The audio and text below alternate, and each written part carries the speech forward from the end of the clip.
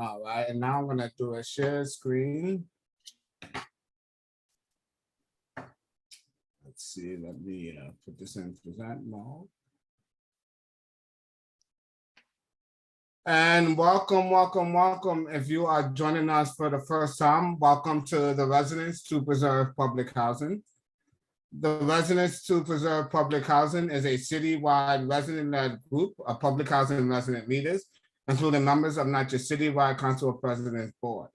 We aim to preserve public housing by advocating for adequate funding, improving the quality of services, and of course, increasing resident decision-making authority. The Residents to Preserve Public Housing started last year directly in response to the introduction of NYCHA's Blueprint for Change proposal. After review, after conversation, and after a vote by the Residents to Preserve Public Housing, we are actively organizing to stop the blueprint from being implemented. We are against the Blueprint for Change proposal because, one, it was developed without the input and approval of current NYCHA residents as stipulated by NYCHA HUD regulations. Second, the drastic changes that were proposed by the blueprint was introduced during the COVID-19 pandemic, and we still can't safely communicate the facts, information, and details of this plan to NYCHA residents. Third, the trust, the Public Housing Preservation Trust, if enacted by state law, will be allowed to generate private debt, leaving our homes vulnerable to foreclosure. And worst of all, in combination with the RAD Impact Program, if the blueprint is approved, there will be no more public housing in New York City. In other words, every NYCHA apartment will be converted from Section 9 to Section 8. So we'll have some more conversations about that, but I want to introduce one of the most radical Assemblywomen that I know of. She definitely gets it in. She has been one of the first elected officials to come out against the blueprint and continues to fight and do amazing work in the Assembly. So again, I can't do you justice with introductions, so I'm just going to pass the mic over and say thank you for joining us today. Oh, I appreciate you. I miss you, man. I haven't seen you in so long. I just want to say that, I'm really glad to be here with everyone because in my district, and I'm really glad that, you had just mentioned that not everybody had a great Christmas. In my district, Vladek's houses literally didn't have heat on Christmas Eve. I'm just saying this is a very difficult time for folks, and with COVID running rampant, with Omicron, like literally 23,000 people testing positive every day. It's starting to be really clear that we really need to make sure that folks are actually getting the services that they need, because staying home is healthcare, and being able to have a great place to stay and having heat, having hot water, all of these like basic necessities is healthcare. And so, in my district, 30% of our constituents live in NYCHA public housing, and nearly a third of my constituents' cases are related to public housing issues. Literally at 1 a.m. in the morning, my constituent, her name's Danny, she's one of my favorite people on the planet, but she texted me and she said, like, happy holidays, but not to bother you on Christmas Eve, not to bother you on Christmas Day, but I wanted to let you know that I don't have any heat, but I still wanted to wish you happy holidays. I was like, why are you not telling me this earlier? Like I would have like tried to get folks out there to fix it. And this is the case for so many different places. Our public housing system is in dire condition.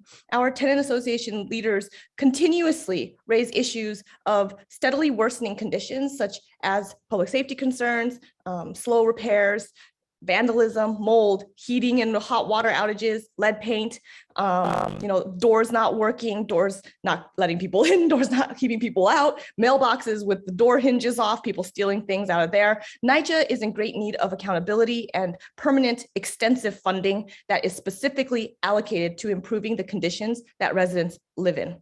For the past 5 years, I wrote and led the movement to secure critical funding during our state budget process. It took years for the $450 million from our 2017 and 2018 budget to release. I've been pushing for this money since the day that I got into office, and it's still not completely released, and it was long overdue. We must continue our push for public housing funding and ensure that we work with our federal and city partners to protect, improve, and expand our affordable housing market, starting with our public housing portfolios, especially NYCHA. I've also been really clear from the beginning, as you've heard, that I oppose the NYCHA Blueprint plan. I also oppose RAD because of the way that they both rolled over our communities and work to privatize public land. It denies residents a real opportunity for input, and it hurts access to public housing. It hurts access to housing. And so unfortunately, I think that NYCHA has not really made it so that people can have broad input. I always, at their public hearings, when we have public hearings with NYCHA representatives, I ask the question of how many people have they reached out to. The number is always a very, very small percentage of the residents that are actually living in NYCHA. NYCHA has failed to address concerns about privatization and private real estate speculation on our public land, who would, they would be apparently, responsible for addressing the conditions in NYCHA buildings with the inclusion of federal funding, and potential private partners need to be questioned. Those eviction proceedings, can possibly happen, and people have raised those questions, and yet, there hasn't been a proper addressing of the solutions of people's concerns. And I totally understand why residents are upset with that. And I hear you. And this is why I opposed it during the previous session, and I will continue to oppose it, because as you had said on the slideshow, which I have constantly said over and over and over and over again, Section 9 in NYCHA is special. Section 9, as it's formed, is special. And when you convert Section 9 to Section 8, we in essence eliminate and end public housing as we know it. And so I think that this is more important than ever. The pandemic has shown us that New Yorkers did not just, struggle, did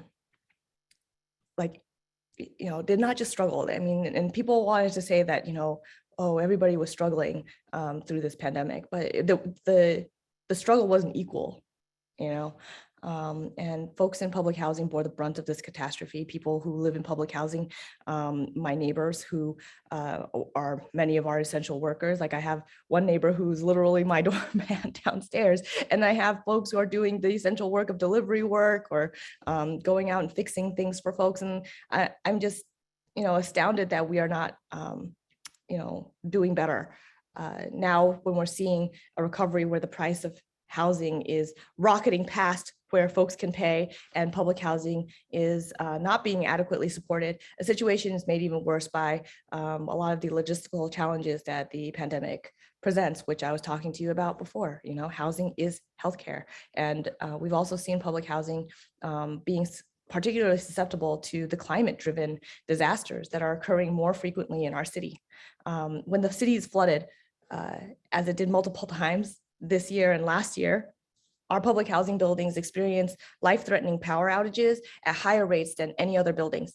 The residents of these buildings often receive no prior communication or support from the city or NYCHA management, and have, given, are given very last priority when it comes to, making sure that folks are given hot water, heat, et cetera, the things that people need to survive on day to day.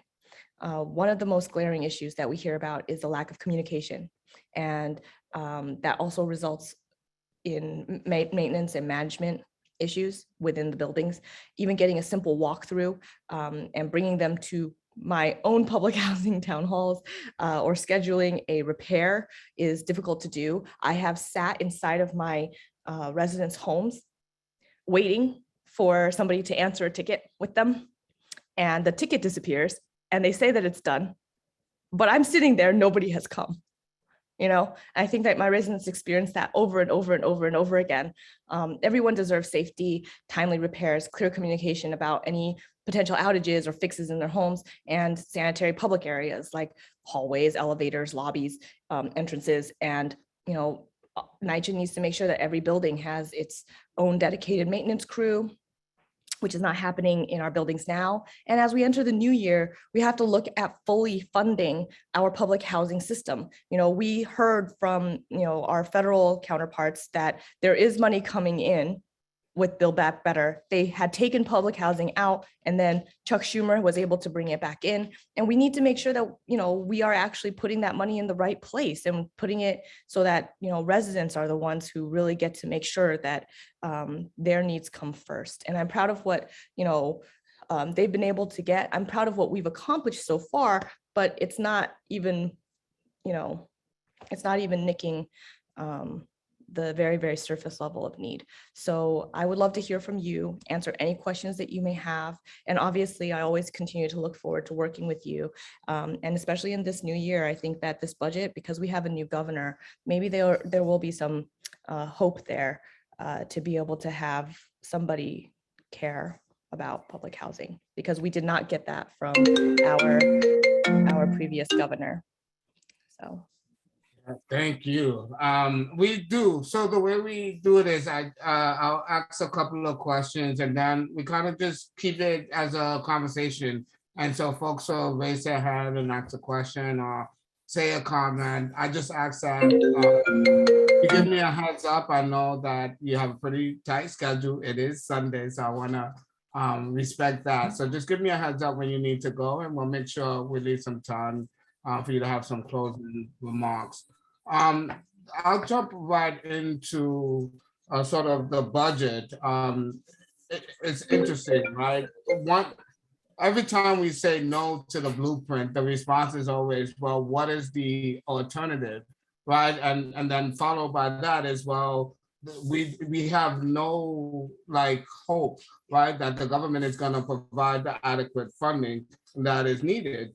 And then we hear from you that the state is struggling to release $450 million. So what is adequate funding, right, for the state at least, right? The federal government, the state, and the city all have to come together to fund public housing. But what does funding look like adequately from the state, in your opinion? So this is a very good question, because I think that we have never, besides the money that I was able to get from the budget from previous years, the 100 million, then the 200 million, then we got 450 million in total.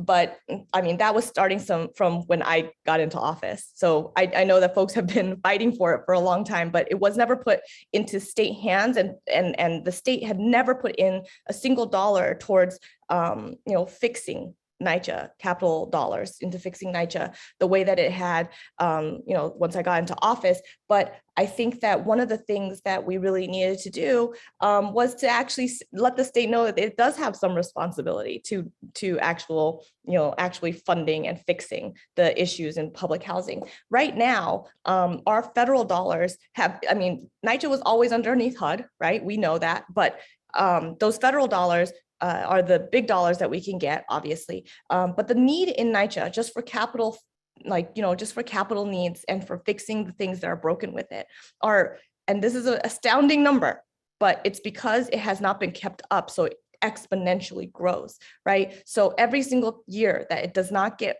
fixed or does not get help in keeping up with some of the disrepair, those disrepairs make the buildings worse. And then it makes it so that the cost grows and grows and grows. And so right now, the estimate, brace yourselves, is around almost $45 billion. And so obviously on the state level, we're not able to fund $45 billion, but what we can do is we can make sure that we get that money from the federal government during this negotiation for Build Back Better. And we also need to make sure that the state is then doing the funding for all of the upkeep and then the operating dollars. And so I think that what we can do is separate out mentally how that works, but the operating dollars, obviously we have to figure out also a new mechanism, I think, maybe for how NYCHA operates. And I know it's, it's really, really tough, because when you are throwing bubble gum into a volcano trying to stop it from overflowing, yes, the the millions of dollars that our government, our state government is able to give isn't going to fix, everything or stop, the problems from overflowing. But what we can do is once we have put a cap on that need, then we can also make sure that we also have huge structural changes within how NYCHA operates so that we know that the city, the state, and the federal government are all responsible. I think that we all need to know how to better put together the way that these funding dollars go into our system and how it's used. They've been telling me for over 5 years that they were going to replace the boilers at LaGuardia. I went on my, I don't want to say what, 3rd month in elected office. I went on a walkthrough of LaGuardia because of the boilers having, constant outages. So I asked NYCHA to take me into the boiler room, and you could walk into one of the boilers because there's a hole that big. And they were feeding the boiler with a garden hose that you could get at Home Depot, one of those regular garden hoses. And this is why there was that issue. And to this day, even though they told me it was going to be replaced, we still have the same boilers. And it didn't matter that we were already on the list, that the money was already given and that the funding was there. So there's something deeply, deeply disturbingly wrong about what's happening in the management of our public housing units. I'm sure the residents are gonna want to dive super, super deep into sort of the management crisis. But just one more question, then I am gonna ask the big question. But one other question about the funding, right? So NYCHA says it's 45 billion. And they're proposing this Blueprint for Change proposal, right? That is going to bring in the funding over a 10-year period, right? So if the cost is $40 billion, right? And in understanding that the federal funding that is coming, we hope coming from the Build Back Better, will bring in a good chunk of money. It's only gonna cover capital funding. So in looking at this, if we just do simple math, we asked the federal government, for example, to put in $2 billion for public housing every year. We asked the state to put in $2 billion for public housing every year. We asked the city to do the same. If we look at that and we add it up over a 10-year period, that brings us more than $60 billion. Billion dollars that is not only used for capital, but also used for operating dollars. I guess so. With that, my question is would you be willing, and don't answer if I'm putting you on the spot, because I really want to know, right? If we're crazy in asking for this, because if we're struggling it's not crazy. It's not crazy. Every year in my ask, I'm asking for $5 billion from the state, and I think that that's something that is actually feasible and doable. But it's not crazy. I just put it that way. I think it's a very good ask. And we almost got to where we were going to get the amount to 1 billion every year for 5 years from our speaker. We were in discussions for that, but then COVID hit. So I want to say that it's not crazy. It is something that the state has had a conversation about, where we were getting approximately to the conversation of 1 billion a year. So for 5-year commitment at a time. And so I think, because we have a 5-year housing plan on the state level that we always have to do every 5 years. So that was what that's what's coming up, by the way. Our 5-year housing plan is due. So we need to do that this year. And so I don't think that it's a crazy ask. And I think that this is something that we can talk to our speaker about. I think that the $2 billion ask isn't crazy. I think that, my $5 billion ask isn't crazy, but I do think that the speaker has recognized that there's a huge need, and that $1 billion a year is something that he has looked at budgeting into our budget, into our state budget. And that was prior to, the COVID pandemic. Thank you. I'm gonna hold on because I got a million questions I can talk to you forever, but I gotta be fair and open it up. So I got Joel on stack. who was Hi, Joel. Uh-oh, he's frozen. hey, Joe, can you hear us? Going once, twice. We may need to come back to Joe, I'm sure. Ah, there you Hear me go. now? Yes, we can hear you. Okay. He's kind of frozen. Yeah, Do you Joe, hear me now? we can hear Do you hear you. me? Yep, we can hear you. Try, go ahead. Let's see. Up, and we lost some. All right. So until we get Joe back, I'm just looking to see. I don't see any hands up. If you are trying to raise your hand and don't know how, you can feel free and come off mute now and ask your question or give a comment.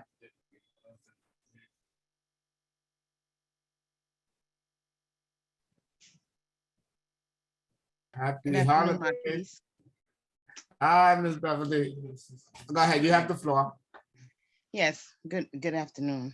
My question, well, maybe my concern is that I just got on, so maybe I'm late and maybe you spoke about it already. But with this funding, Gregory West is still planning to implement the blueprint for change, and it's up for at the floor at the legislation. And we're concerned about if he gets the money, he still wants to push the blueprint for change, which is abolishing public housing. So what is your take on that? No, you're right. And I'm very concerned about it. And I think that, with the dollars from the federal government, I don't think that he should be able to do that. And I think that we should make sure that folks understand that if these federal dollars go through, and by the way, I think Nidia's office is on here as well. But Nidia Velasquez has, been one of the biggest proponents of pushing for these NYCHA dollars and for public housing dollars on the federal level. And we had a discussion about this. And again, like I said, public housing is Section 9. Section 8 is not public housing. Yeah, So it's affordable, but affordable to whom? exactly. And it's affordable housing, but it's not public housing. And so it begs the question of whether or not if these federal dollars go through and if he tries to push through RAD, if it even can work. Right, because then it goes to public housing. Those are public housing dollars, and public housing is Section 9. And so I think that there would be a question of whether or not we could even receive those federal dollars if he takes us out of Section 9. So, I mean, I think that there is that question. He's saying that, people could reword the bill or whatever, but I don't think it's that easy on the federal level to just reword things when it's already so difficult to get through anything. So I think that, this is a question that residents need to keep on asking him. And if there's no need for that push for privatization, why is he doing it? I think it's a good question on why. And we've all seen what has happened when he was in Chicago. We've seen what happens in the times when he privatized public housing. It was really devastating to the residents there. So I think that we need to make sure that we are preserving public housing and that we're actually speaking up for this right now. We can't let it happen. I think that on the state level, we have a strong coalition of legislators, including myself, Harvey Epstein, who also represents the Lower East Side. I had to give him a little bit of a shout out. There's also a couple of other folks who have stood really, really strong on making sure that we do not privatize public housing. I have to also give a shout to Latrice Walker out in Brooklyn. There's people who have stood up, who have spoken up, who have heard our residents, and who also know these mechanisms.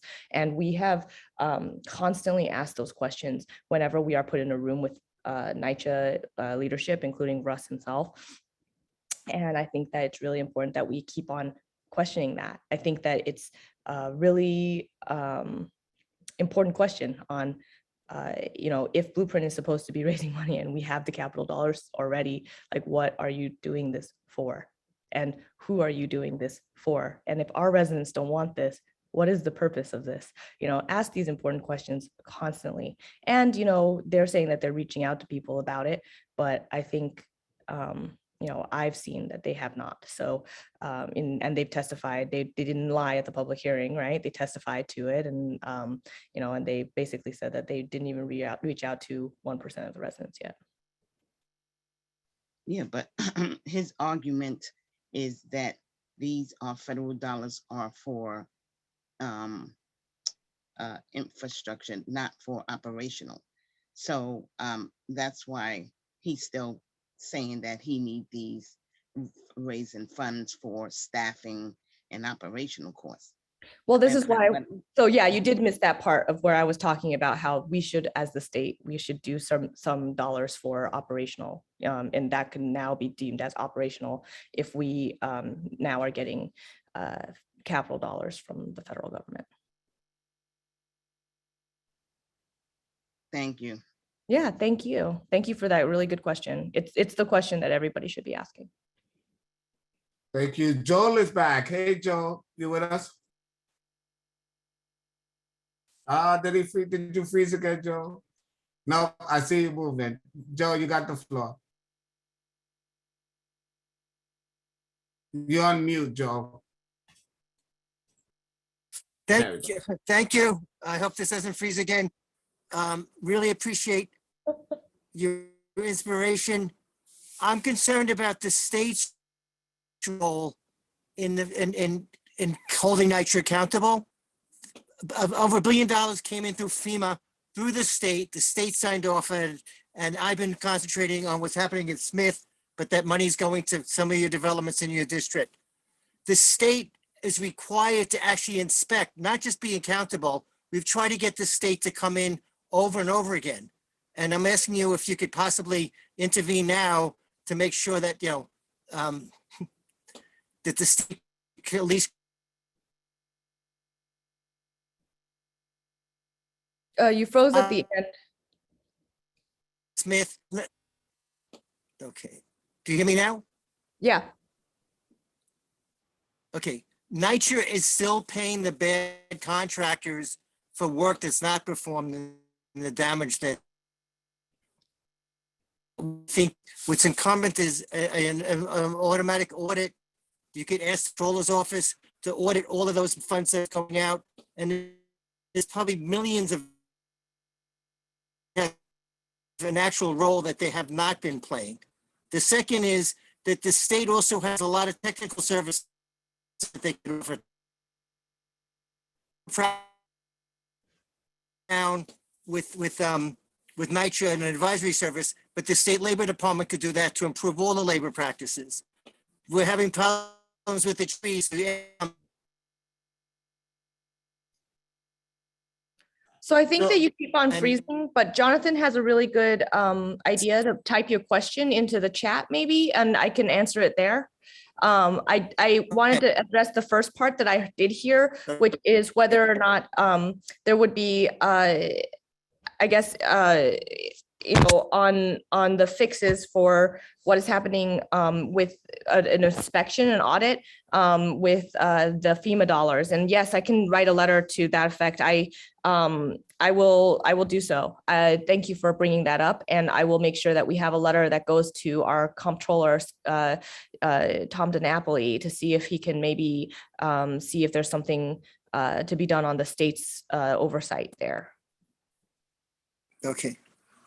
Yeah, but go ahead and type your question into the chat. It sounded like you had 3 questions, and I was only hearing part of the other 2. Okay. Okay. We'll do. Thanks, Joel. I see we got Mr. Joshua Burnett up next. Hey, Josh.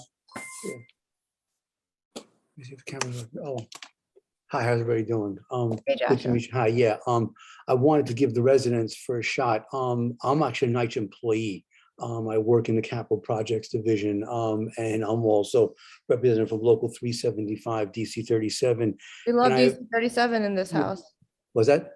We love DC 37. Yes. Yeah, yeah. Because DC 37 and AFSCME have come out against RAD nationally. Yeah, I haven't I had a know. chance to mount much of a campaign, but they have come out against it both as a major privatization and also as a union busting tactic. absolutely. Yeah, and Because we so don't know what the private management will use.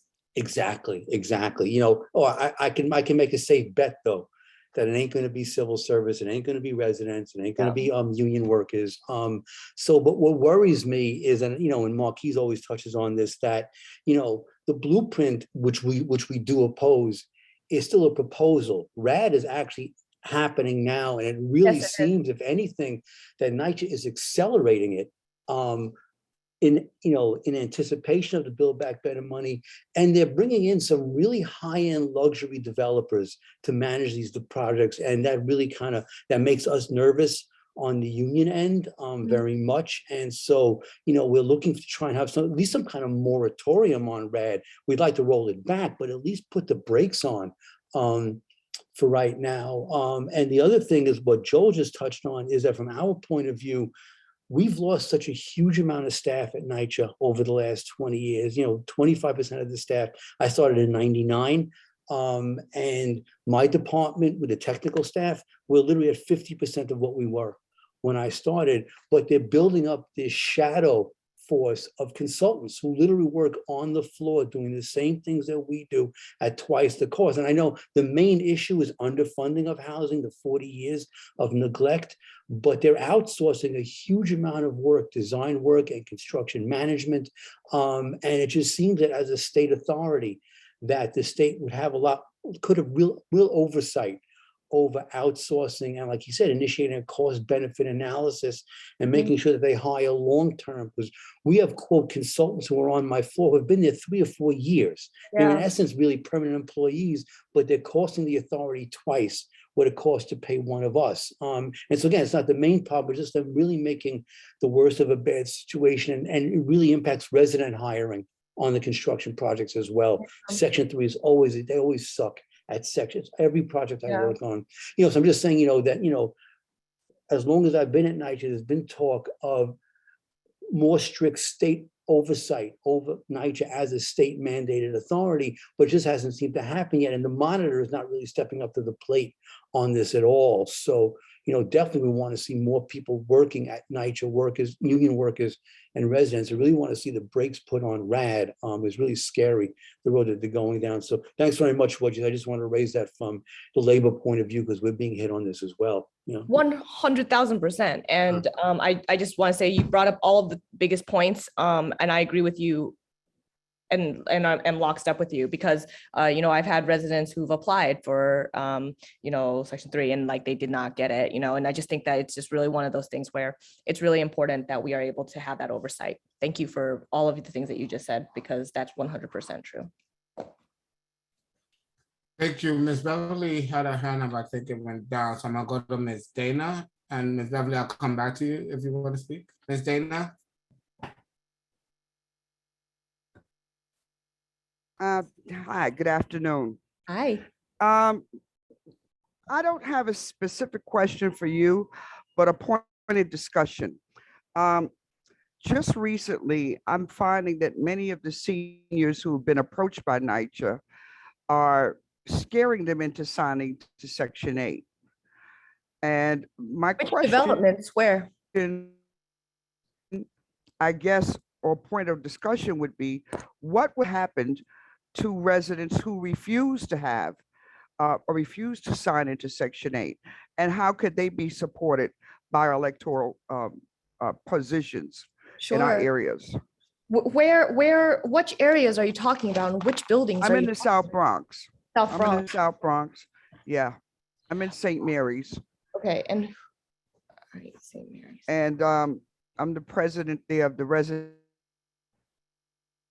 Council. So many have come to me and have inquired what will happen to them if they don't sign this agreement to go Section 8. And I'll be honest with you, it's a hard answer. Yeah, I feel like you need to get a lawyer right now. This is something that is very, very important. And I'm gonna look up to see what we can do. But one of my district leaders is on here, Jonathan Gardenhire. We would never allow anybody to pressure any of our constituents into signing over their rights. This is forcing people to sign away their Section 9 protections as tenants.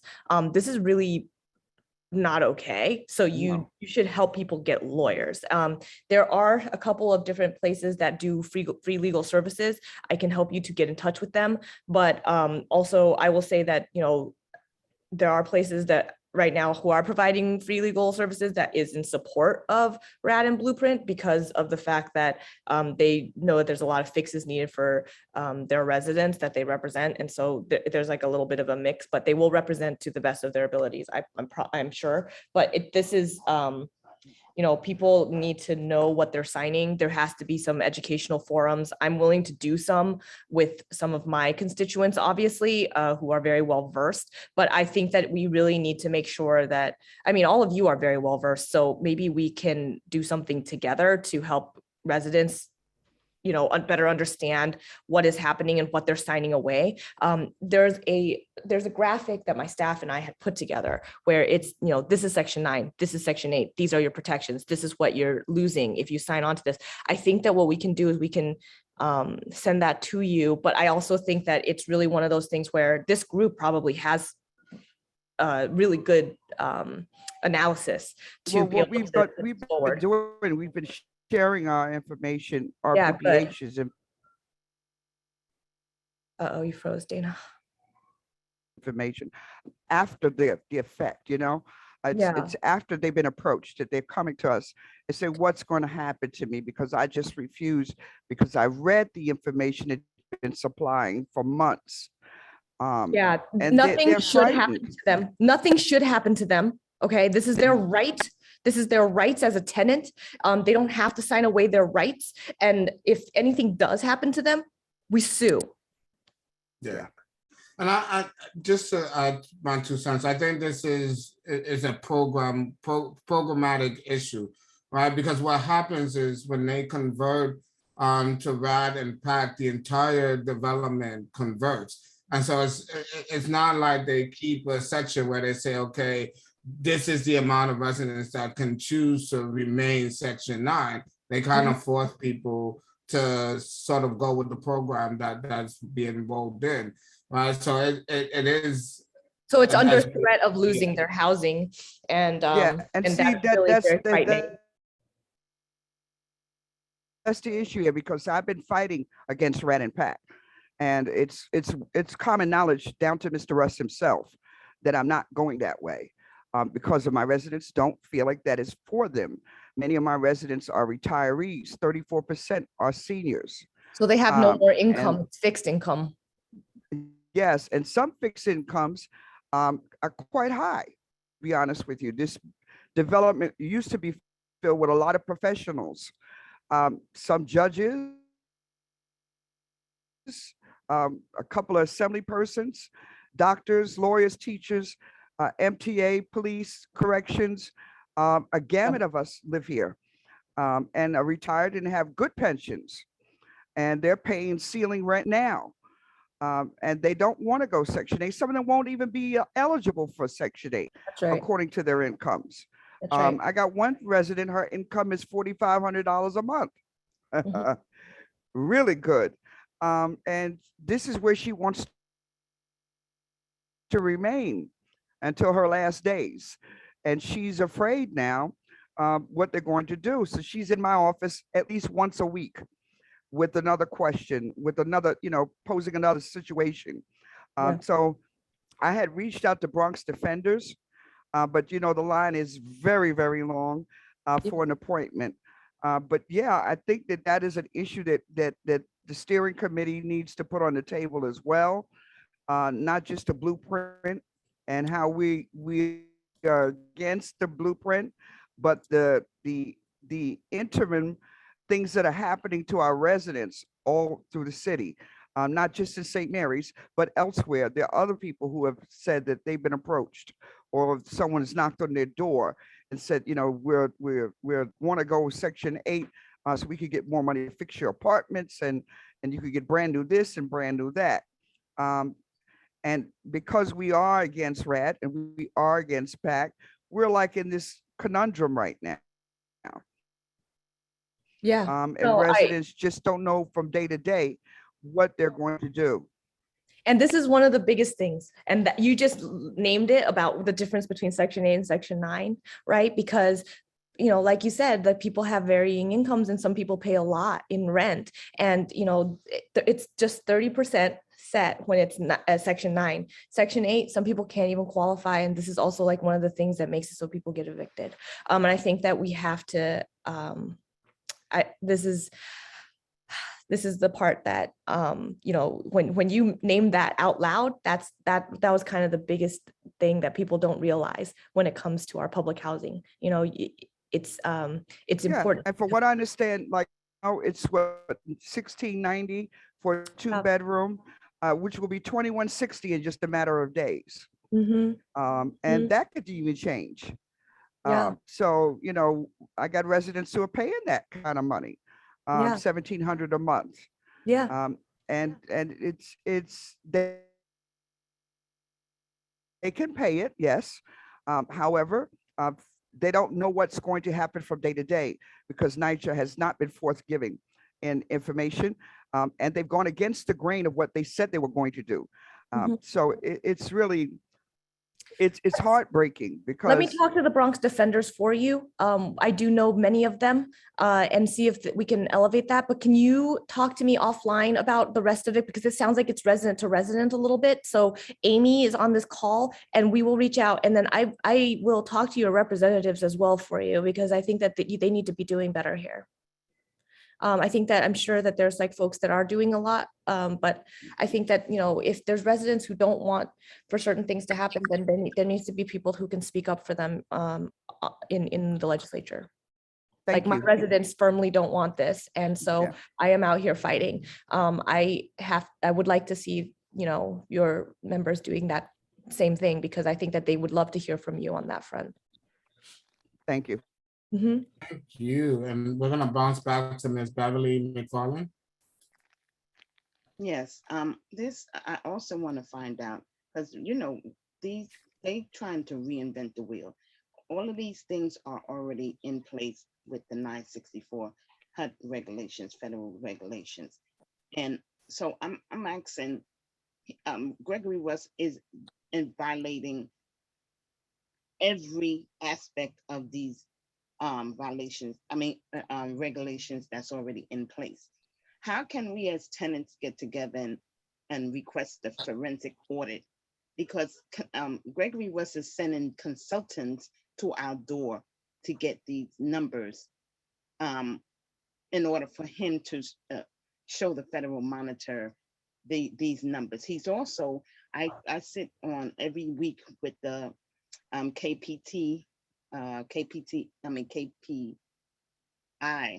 which is key performance indicator department in NYCHA that's supposed to show, they have a dashboard that shows how many ticket numbers, how many tickets they're expediting, and to report it to the federal monitor.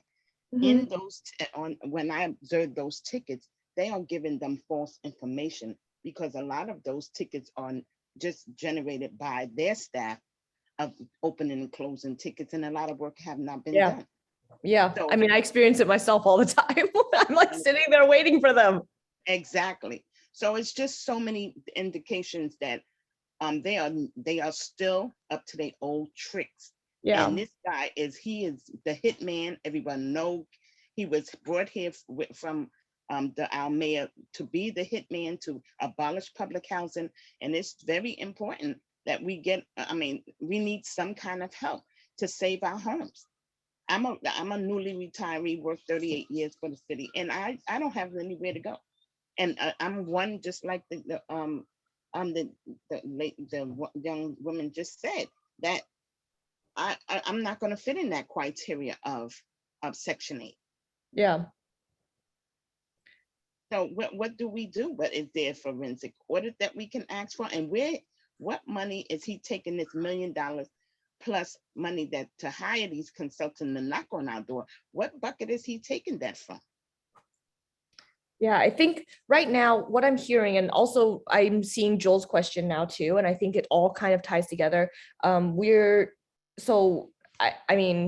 on our end, and Amy's here, so I'm going to make sure that she has this,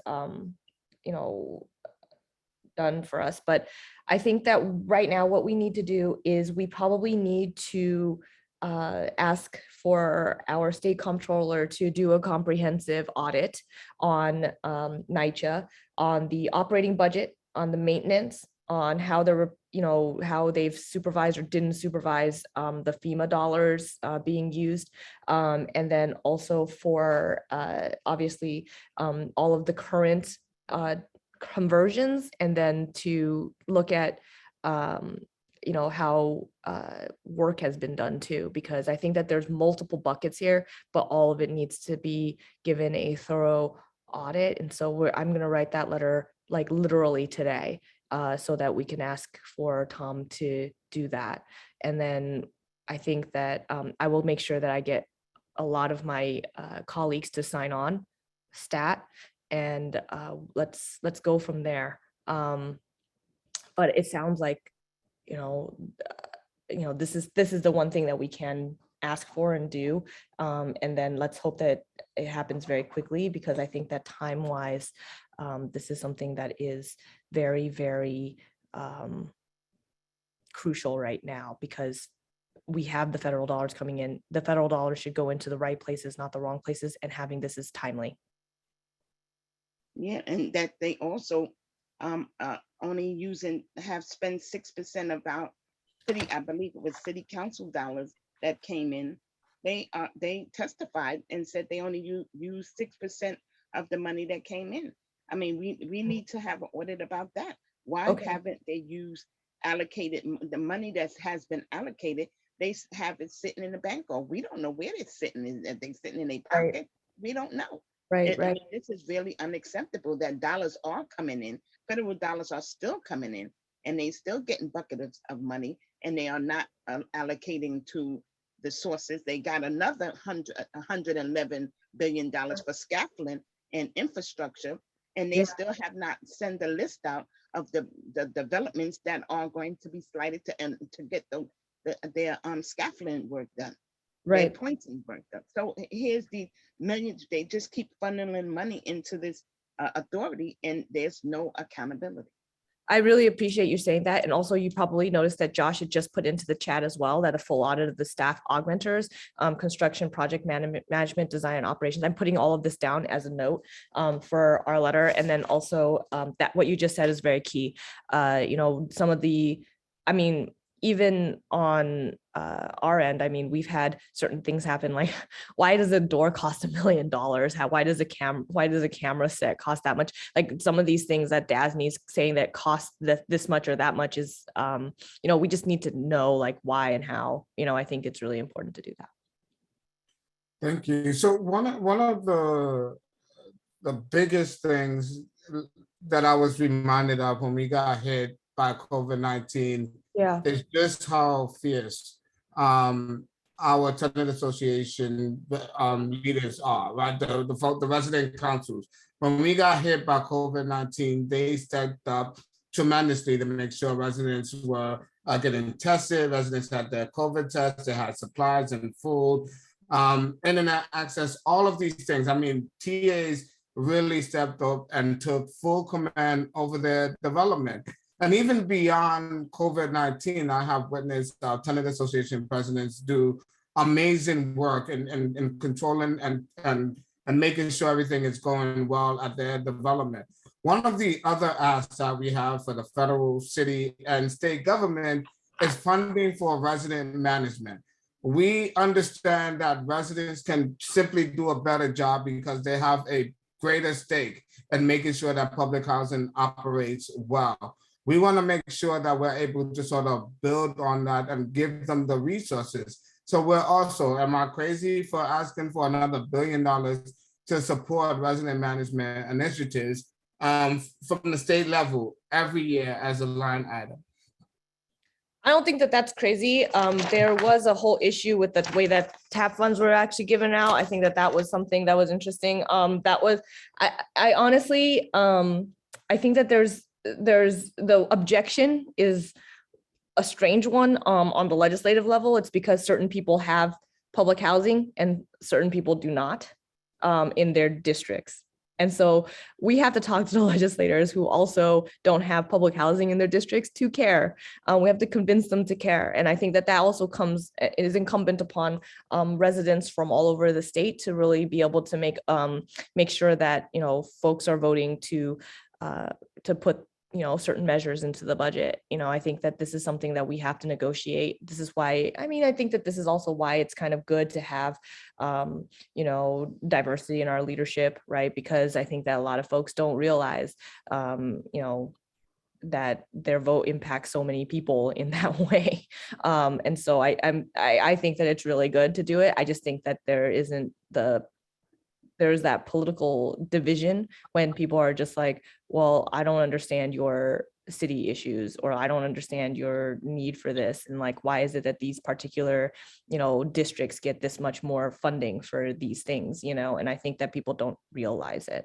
And I think that that's the political part that's a little bit difficult, but I think that it's a conversation that we need to have.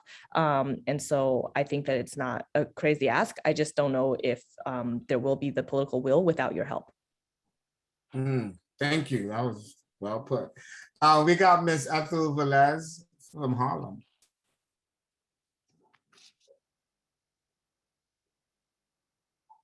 Good afternoon, everybody, and happy holidays from East Harlem. East Harlem. East Harlem. I'm You getting gotta be it right. specific. Okay, so Thank you, Echo. Thank yes, you, Echo. yes, dear. So I think this is a very interesting conversation. My concerns are Mr. Russ is moving forward like nothing is going on, and he's doing what he has to do, what he's got paid for. Our elected officials and our districts have failed us because not only have they not met with people to explain to people the good, the bad, and the ugly about the RAD programs, or had those meetings with people to make sure that they understand what the blueprint is in the transformation plan. So our people are still not understanding. They hear it, but they're still not understanding. We have lost so many developments in Harlem and East Harlem till it's ridiculous. And they are being forced, a lot of the senior developments are being forced to take the RAD program, and they don't want to make any waves. So yes, that is happening to seniors. I think it's real important that we get to people and have some type of meeting where we have a district-wide, development-wide or something. We have to educate more because people are moving forward. Yeah. I would like for every resident who's on this call, ask your management for the budget of your development for the past 2 years, which means they have a budget that they had to spend, how much money comes into your development, and where does the money go when it gets there? You can ask that. You can ask that now, so you could get an understanding of what's going on in your own development. What I say to Josh is that we've been fighting about consultants for more than 20 years now. Everything has been privatized for one reason or another. We've had consultants come in, and a lot of them didn't even know what they were doing because they had no knowledge of public housing. And they wind up messing up things more than fixing things. So consultants have always been a problem. We've said to consult to the housing authority, doesn't it cost more to have consultants than to have your regular staff? I mean, you don't have to be a rocket scientist to understand that. But they keep putting out this language to make people feel that they're less than what they are. So we're in a lot of trouble because they're moving forward. And as they move forward, we're also helping them with their plan. You know, I also think that we should not go to any more meetings, nobody, because they've put all of the residents against one another. They formalize this group to make you say, oh, you're involved with this, you're involved with that. You know, this whole thing is about we all live in public housing. The fight is against all of us, not to separate the residents to make some of them feel like they're more important than others. I wanted to say about legal aid. I don't know if you mentioned legal aid, I couldn't remember, but legal aid was for the RAD program. I did They are mention big that. supporters of the RAD program. So how can we go to someone who's for what we're against? There's other places like Take Root Justice and Bronx Defenders who have been against. So I just wanted to put that out there. I did mention that there are some free legal services that are for RAD. So I think that is something that we do need to, have awareness of when we ask for free legal services. Right, and it's critical that we get lawyers. It seems to be the hardest thing for us to get representation for the residents. I want to also mention thank you for what you just said about everybody having a cohesive message. I think that that messaging can be done with this group. I think that folks can really kind of shore up people to make sure that folks are on message. But I do want to say that I will disagree on the fact that folks should not go to meetings. I think it's important to go to meetings because otherwise your voice won't be heard. But having that cohesive message there is so important. Every time, when we have a public hearing, I'm asking, Greg, Russ, I'm asking him how many meetings have you tried to hold? And, they'll say things like, oh, residents don't want to attend or stuff like that, but that's their excuse. And don't give them the excuse to use, make sure that you're there and make sure that people are on message talking about these exact points, because I think it's really important to make sure that, they hear it loud and clear. And when they report back, they have to admit to us that there are the majority of residents who are not willing to convert. And I think that is something that. Can we trust that they tell the truth on anything? Well, that's the bad part. This is a thing. They have to during a public hearing, or else you could end up, like Cuomo's staff. My last statement on that, I listened to the public hearing and my ears and eyes were spinning because how they shaped the truth to not actually be real. Yeah. And they're testifying on stuff that was a little manipulative and misleading. So they're masters at that. I agree, because they will try to, say things like, oh, residents are not going, or like we're hearing mixed things or things like that. So I think that if you have a cohesive message, if you're putting it out there, and then on top of that, all of you guys come to testify. By the way, I want to say, obviously I'm a little biased, but you guys have great representation here. But I just want to say that when you are testifying, you do have a voice. So, when this group asks you to come and testify, please testify, do it.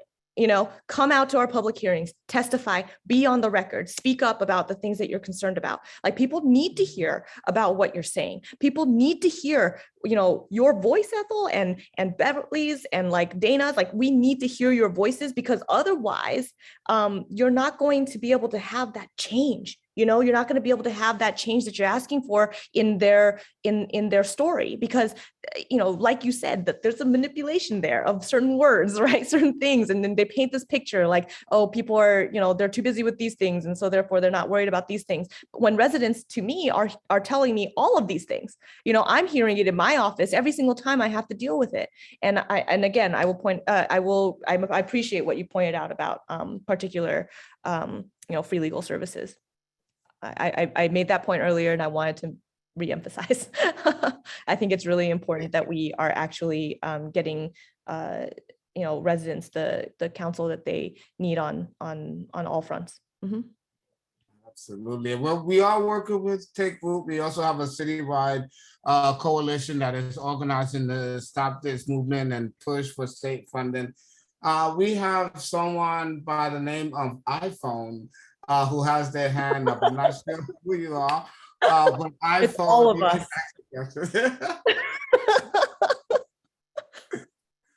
iPhone, raising your hand. You can ask now. You're talking. You are on mute. Yes, Hey. this is Pat Simpson from Patterson Houses, the TA president from Patterson Houses. Happy birthday to you.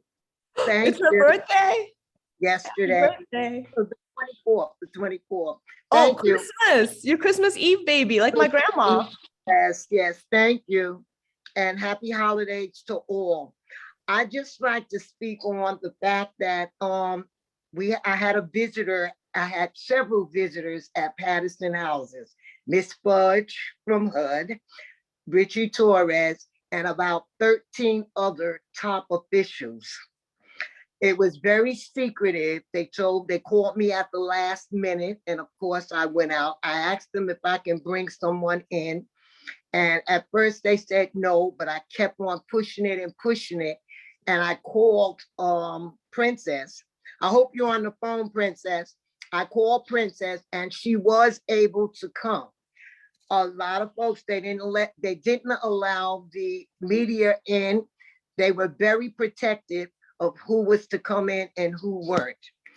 I was able to speak on the things that's going on in my development and around other developments. I spoke on the lack of repairs.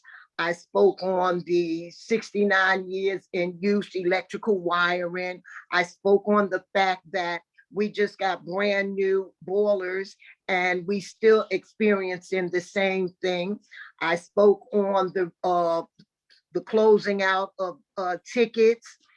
And I spoke on the fact that Patterson, the TA president and the residents were not interested in privatization. We was more interested in the residents becoming managers of their development. And I was going on, speaking on all things. And then I passed the mic to Princess, who took it right there with the funds. Princess, if you're on, you can take it from here. Princess? Now that's how you alley hoop, huh? Yes, yes. I made sure that she came. So she spoke on the funding. She spoke on all the monies that NYCHA was getting and how they were using half the money. And then the other half, no one knows where it is, what's being done with it. And I mean, she really went into it. I wish she was here so that she can really go into it. But it was very good. They did not expect for us to come out like that. And I think that what it was, I think that they were, because they had someone that wasn't even a president from another development. They had her there and they had someone from Community Voices Heard that was coaching her. And she was for the privatization. But by the time Princess and I got through with it, they had other thoughts. So Miss Fudge and Richard Torres stated that they will be coming back again. I tried to reach out and have other people come so that they couldn't get in, but at least they would have been able to speak to them on the outside. Mm. But that didn't happen. But I think that we did a good job with the fact of what we spoke on. And I'm waiting to get the date of their return. So I just wanted to share that with everyone. Yeah, it's always great to have a lot of education. Like our office has held multiple town halls on these issues. And so I think that a lot of reps have not, just like what, some other folks have mentioned already, that, there has been no public commenting or meetings or any materials provided. So I think that, obviously some representatives are not in agreement with me. Some folks are in support of RAD and Blueprint. And I think that we really need to make sure that we are helping folks to understand the issue better. And it's voices like yours and Princesses and like other folks that can really educate folks, I think, and change their minds. Umoja, right? Am I saying it right? Umoja, yeah. Umoja. In the spirit of unity. We definitely have to figure it out. And the thing that the wall that we keep coming across that you spoke about so beautifully is that we are fighting with legislators, or we are asking legislators to give us funding who don't have public housing in their district. And so our challenge is, how do we talk about it to them, right? We talked about repealing the Faircloth Act, right? Which will actually allow them to build more public housing. There's a real call for housing, but we have to do that on the federal level. But as it relates to resident management, I mean, can we talk about this on a more broader level? I mean, I'm seeing cooperative housing models all across the country. And I wonder, right, as we talk about resident management for public housing, perhaps maybe we need to be talking about it a little bit more broader to bring in some of those elected officials who don't have public housing in their district. And then we have tenant advocacy next. Thank you, Marquis. Good afternoon, everybody. Happy holidays. Thank you to our special guests for joining us. I have a few things I would want to touch on. I'll make it as quick as possible. The first one I'd like to highlight is Section 3 hiring as a result of the transition that's taking place, whether it's PACT, Blueprint, or RADPAC or Blueprint. The other thing I'd like to touch on is resident engagement and the lack of enforcement, whether it's pertaining to the bylaws or you're talking about the 964 regulations, the HUD regulations, no oversight or quality control. And the final thing I want to touch on is the lease, how legal the lease is, why people are being forced to sign, and rent stability. Is it a part of the lease going forward? Now, the first thing I want to touch on is Section 3 hiring. If anybody went through and read the handout RAD handbook or the RAD Pact agreement, it's very clear that Section 3 hiring should have happened in these developments that are transitioning. Speaking about my development, for example, nobody in our development received any type of training or hiring for any type of jobs. That is one grounds under which we could try to attack the validity of going forward with these programs, because none of the guarantees which were there for tenants and residents were actually held or they were enforced. The second thing I want to touch on is Daniel Green. Daniel Green is the Chief Compliance Officer for NYCHA and has the power and authority to remove a lot of these vendors from our complexes in the event that they're not performing up to peak standard, or the residents have expressed interest in removing these vendors from our complexes. It has been discovered that Daniel Green is not working in the best interest of our residents and our tenants. There were no, in our case, in the case of Williams Plaza houses, there were no surveys done among the tenants to decide what was going to be done, what direction we were going to go forward, and what the tenants were actually comfortable with. The agreement states that several surveys should be conducted from the commencement of the transition all the way through to the end. No such surveys were conducted. Therefore, the residents did not have a chance to participate in the actual changes that were coming forth. The lease.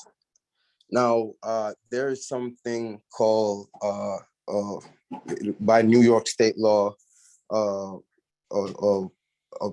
law of habitability, meaning that habitability. Yeah. Yeah. Things have to be livable. Yeah. Yes, appreciate that. Yeah. So basically, every apartment that's rented out has to be livable. It has to be, you have to be able to, live in there comfortably. If not, you're not expected by New York state law to pay the landlord any further rent until situations have been addressed. Mm-hmm. Now, the lease, the RADPAC lease, states that under no circumstances are you expected to stop paying your rent, even if the landlord is incapable of providing services. It's clearly written in the lease. there are other things in the lease that definitely are not legal and should be looked at. Our elected officials should have been our first line of defense. But like Marquise pointed out, a lot of these elected officials were either on board or totally unaware of how severe these situations would have played out. As it is, I'm going to wrap up right now. As it is, there are several tenants and residents in court right now, including myself, in eviction court. The final thing I'd like to point out is NYCHA has to approve any type of eviction before these private entities are allowed to take any tenant into eviction court, meaning they have to submit writing to NYCHA on an individual basis. NYCHA then has to approve the request. And at that point, the management company can engage in eviction proceedings. This has not been done in any of the eviction situations that has occurred in my complex, for example.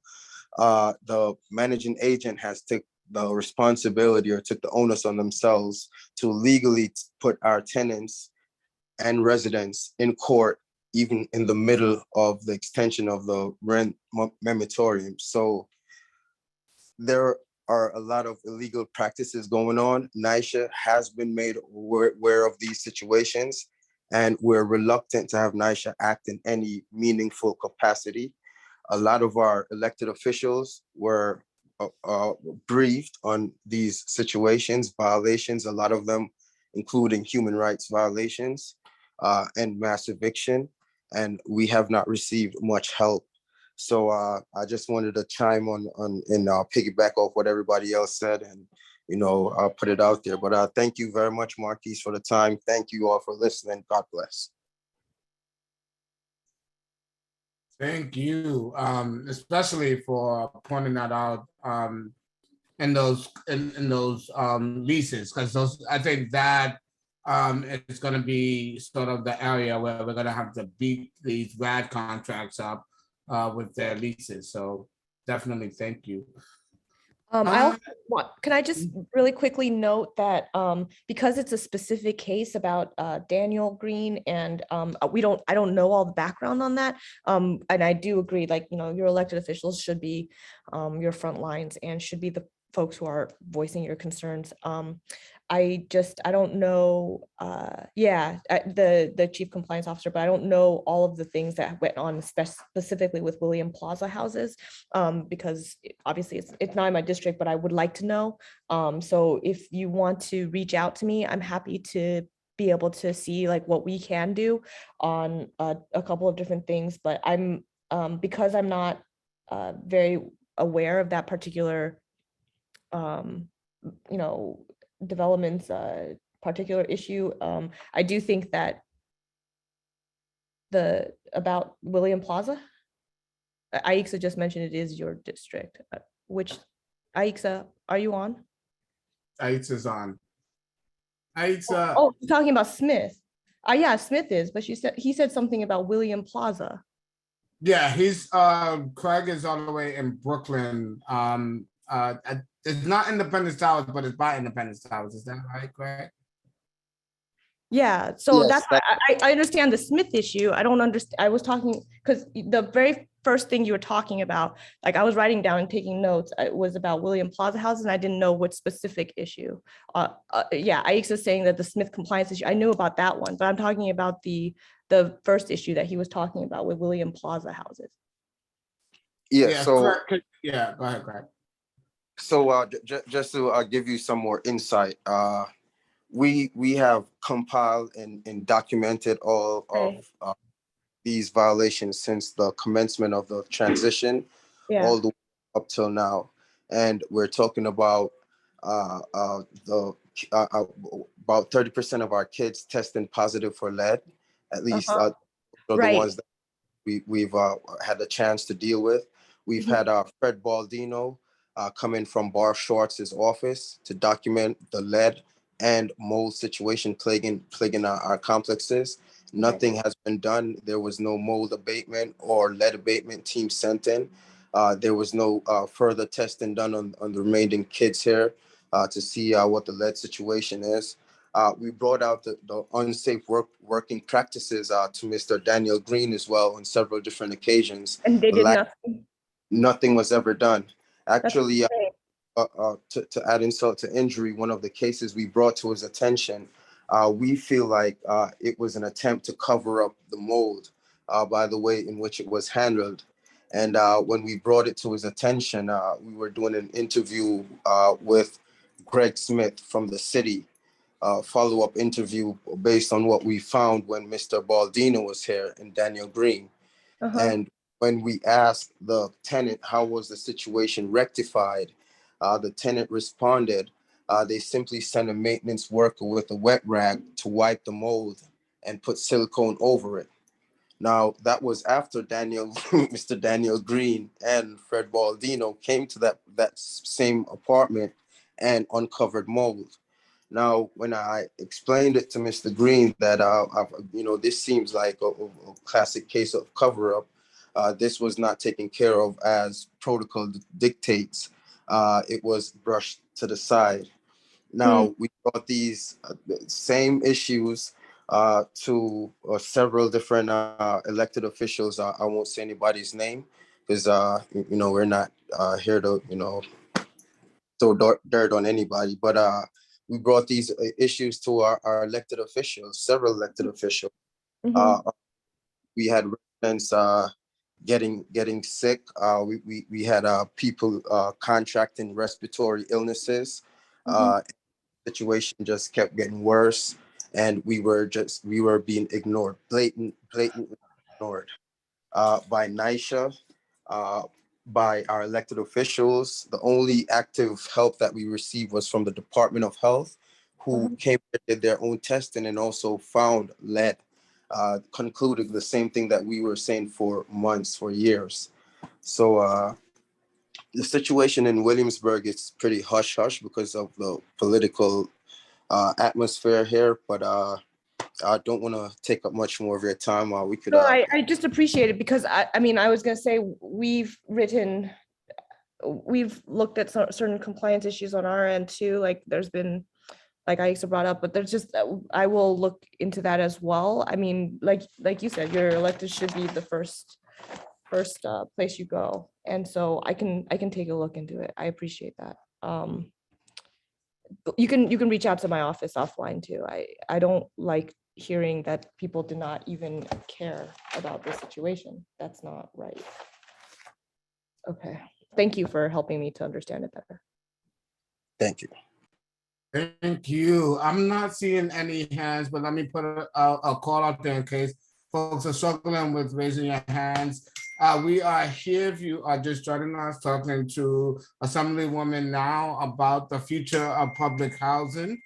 She's going to be here for a little bit longer, so I wanted to see if you haven't had a chance to ask questions, don't know how, or give a comment, and are struggling with raise your hand, you can feel free and come off mute now.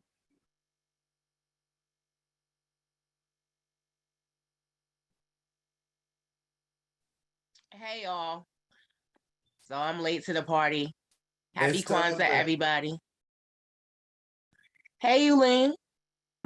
Hey, It's who's that? Tanisha. Oh, it's Tanisha. Hi, Tanisha. My girl right there. Hi. Hi. I just want to say that I am so happy to see you here. Oh, I'm happy to be here. I want everyone to know that this is someone that I work with and that I love, and that we need more people like her in office, and that we all should be supporting this young lady for senator.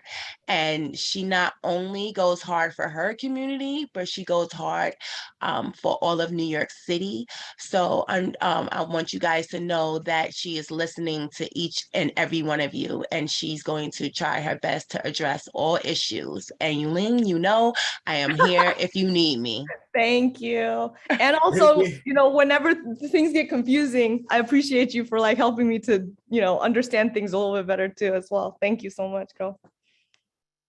Thank you. I am not gonna stretch it because we are just coming by. It's the day after Christmas. I know it has been quite the Christmas to say the least. But again, I do want to thank you. I also have one last easy question, which is we have this list of demands. We need $2 billion. I want to talk to you more about 5 billion because maybe we need to up our ask to 5 billion. We want more, we want some money for resident engagement. We need oversight. We have this whole list. And as you mentioned, we need to keep talking to our elected officials. We need to keep asking the same questions. So guess what? We are going to Albany, and I want to know if you are going to be in Albany on January 18th. I will be. Yes. So we love to see you in Albany when we get up there. And ask, I can work with NYCHA and Jonathan on here to see if we can get some money for busing too, if you guys want that. And we can make sure that there's masks as well. Absolutely. Oh, Jasmine's on here too. A bunch of my folks are up there. Definitely want to talk to you more offline about that. But again, thank you so much, not just for coming and being here today on Sunday, but truly being an advocate. Even when it's not the most popular thing to do, you are there fiercely fighting for public housing and asking for the things that you need for the residents in your community. So we thank you so much for showing up today. And I just want to give you the floor to say any closing remarks you have. No, I think that the only closing remarks I have is that I just appreciate all of you for your advocacy, because we cannot do this without your work. This is, like you said, they're moving forward with a lot of different plans without resident input and without clear oversight. So we need to make sure to stop that. We need to make sure to hold folks accountable when things are not clear or transparent or accessible to people. And we need to make sure that, we have advocacy from all of you. We have to show up at those hearings. We have to have you up in Albany. We have to make sure that folks are actually present for these discussions, because it's when folks don't hear from people that they don't understand. The reason why we don't have some of that political will from folks who don't have public housing in their districts is because of the fact that, maybe they've never been in public housing. Maybe they don't understand like some of the things that we need here. And folks, let's make sure that we do those exchanges. I've talked to a couple of different elected officials who are curious about, better understanding why I'm fighting so hard about particular, funding needs, et cetera. And I think that you and I will need to talk like maybe more offline about some of the things that have to deal with operating budget asks instead of capital asks, because the asks on the state level have been on capital asks as well. And so we need to shift that discussion and shift that dialogue so that it's more of an operating ask, because we know that there are going to be some federal dollars coming in for capital needs. And so maybe we need to shift that dialogue a little bit, because the speaker, when he was talking about his $1 billion, it was for capital as well. So let's have that discussion as a group.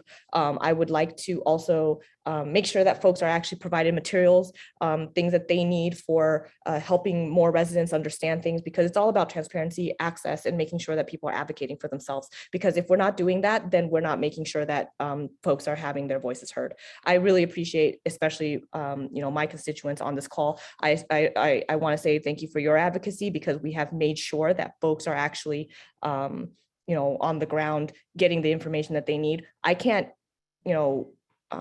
express how important these discussions are. And so I will be happy to come back anytime, talk to all of you about all the updates. Sometimes they keep me in the dark because they don't want to tell me certain things until everything is presentation material. So I want to make sure that everybody gets all of the dialogue, all of the information that we have as well. So, please feel free to reach out. Please feel free to keep my cell phone in your cell phone and call me and text me whenever you need me.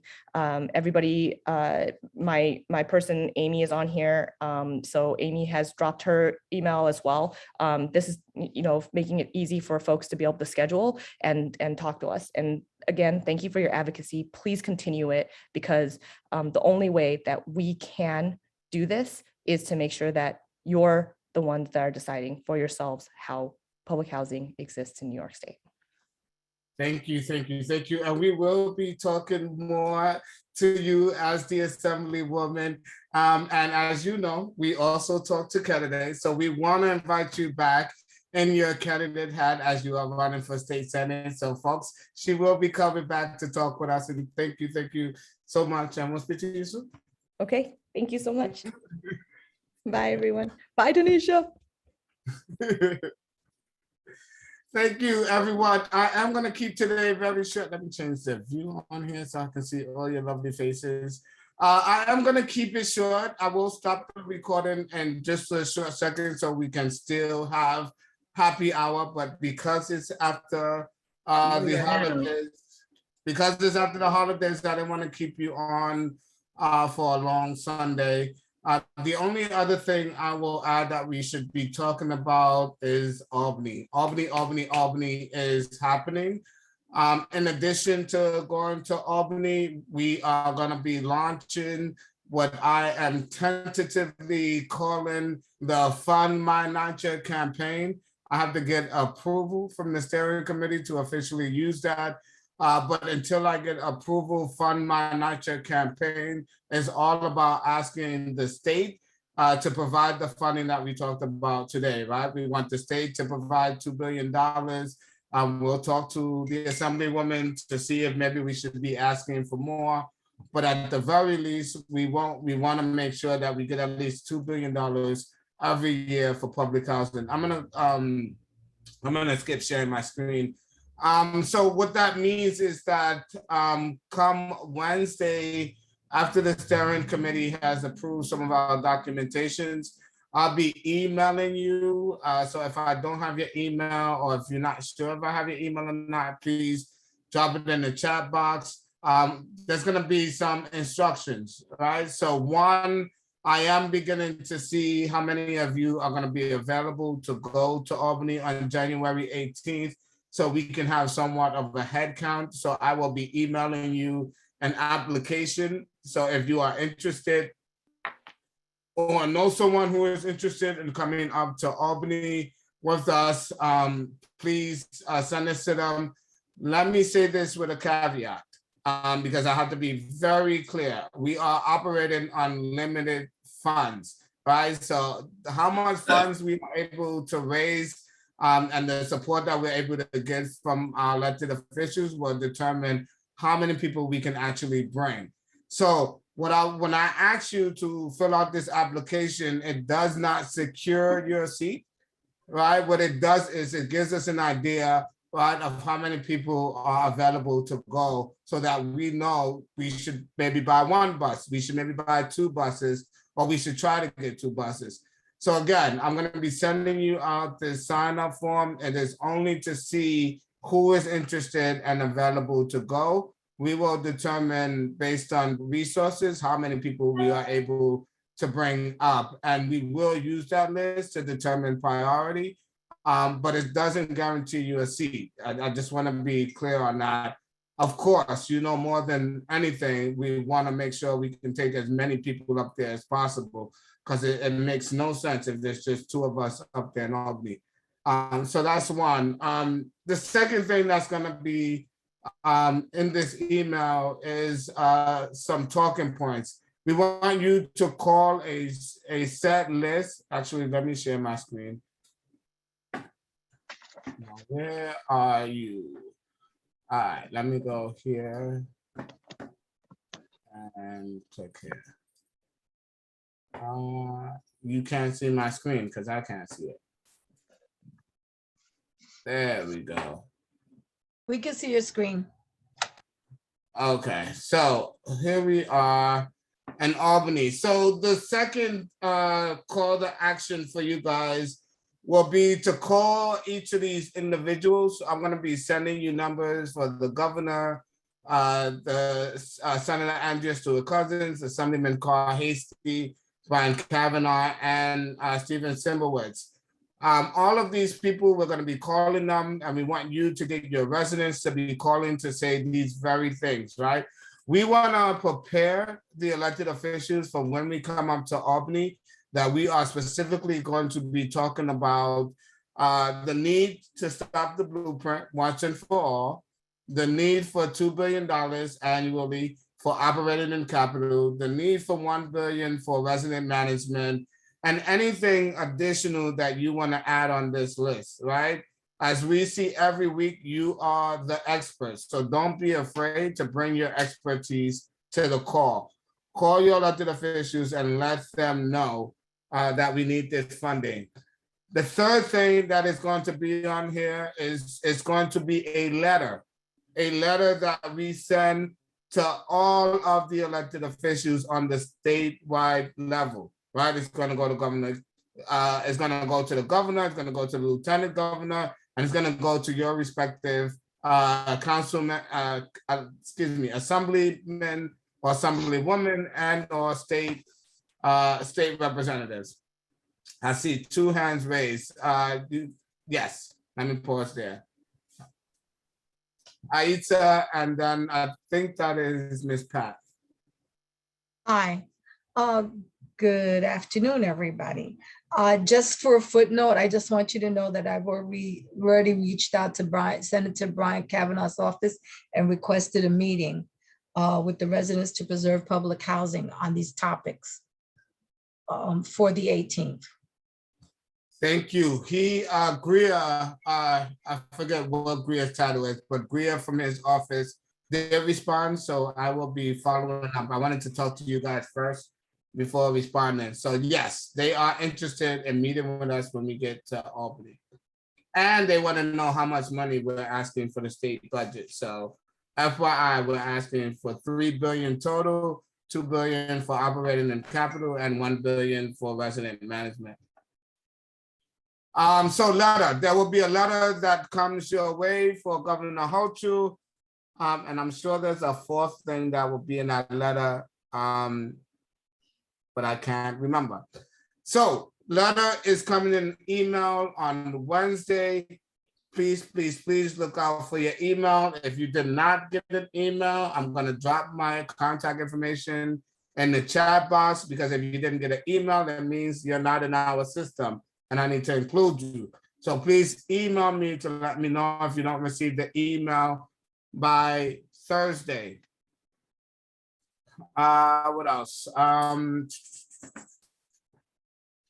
think that is it on my end. Am I forgetting anything, steering committee? I don't Once, think so. Twice. All right, so Miss Pat, is that you, Miss Pat, or iPhone?